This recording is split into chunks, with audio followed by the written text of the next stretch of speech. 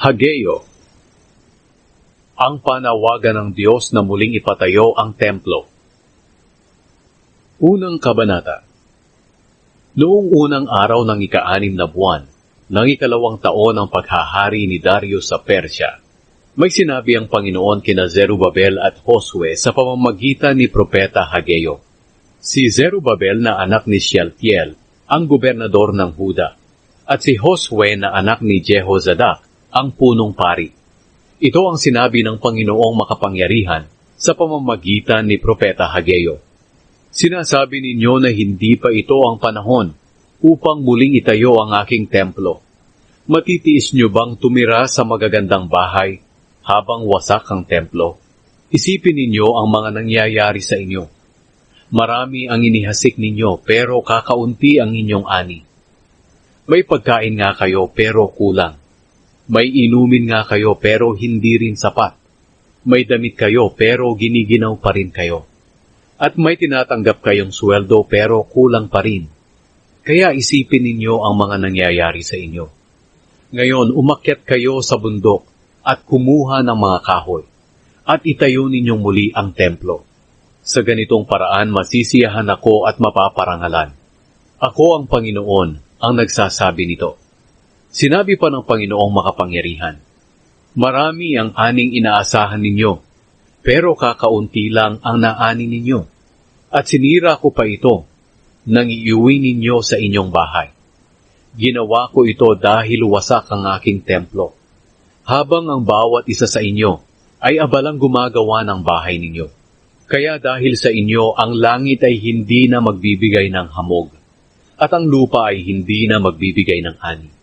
Pinatuyo ko ang lupain at ang mga kabundukan, kaya naapektuhan ang mga butil, katas ng ubas, langis, at ang iba pang mga ani, maging ang mga tao, at ang kanilang mga hayop at mga pananim.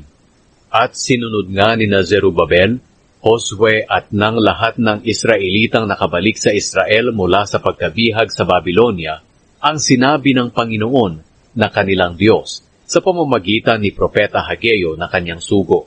Sa pamamagitan nito ay pinakita nila ang kanilang paggalang sa Panginoon. Sinabi ni Hageo na sugo ng Panginoon sa mga Israelita. Sinasabi ng Panginoon na kasama ninyo siya. Pinalakas ng Panginoon ang loob ni Zerubabel, Josue, at ng lahat ng Israelitang nakabalik sa Israel upang muling itayo ang templo ng kanilang Panginoong Diyos na makapangyarihan. Sinimulan nila ang pagtatayo ng templo noong ika-24 na araw ng ika-6 na buwan ng ika-2 taon ng paghahari ni Darius. Ang kagandahan ng bagong templo. Ika-2 kabanata. Noong ika-21 ng sumunod na buwan, sinugo ng Panginoon si Propeta Hageo para sabihin kina Zerubabel, Josue, at sa iba pang mga Israelitang nakabalik sa Israel.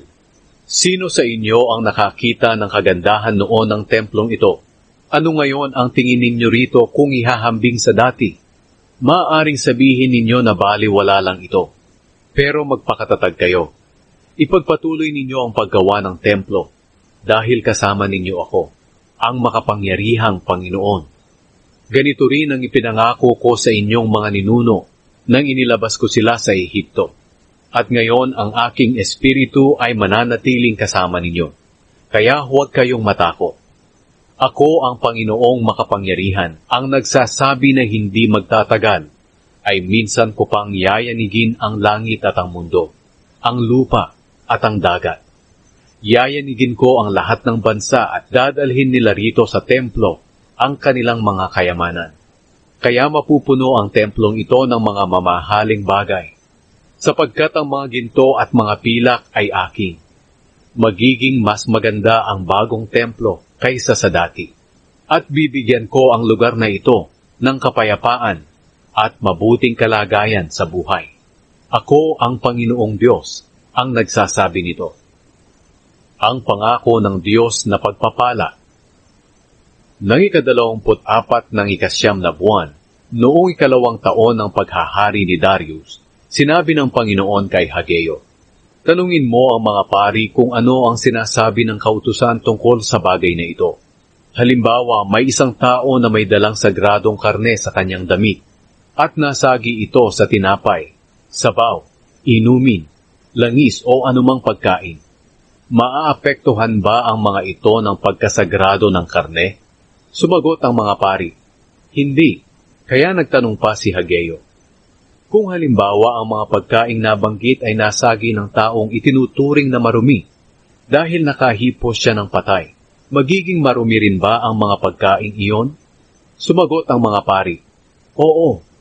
Sinabi ni Hageo, ganyan din noon ang mga mamamayan ng Israel, sabi ng Panginoon. Noon anuman ang kanilang mga ginawa at mga inihandog ay marumi sa paningin ng Panginoon. Mula ngayon, isipin ninyong mabuti ang mga nangyari sa inyo bago ninyo umpisahan ang pagtatayo ng templo ng Panginoon.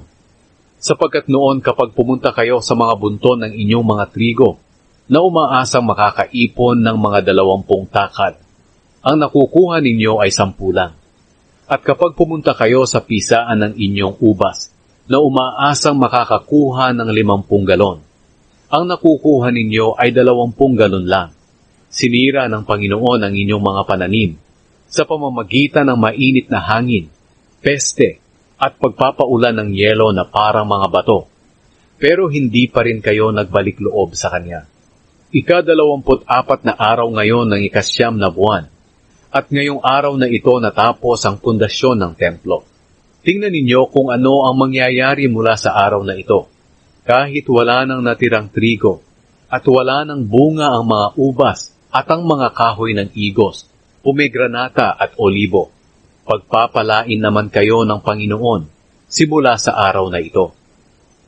Ang pangako ng Diyos kay Zerubabel. Nang araw ding iyon, muling nagsalita ang Panginoon kay Hageo.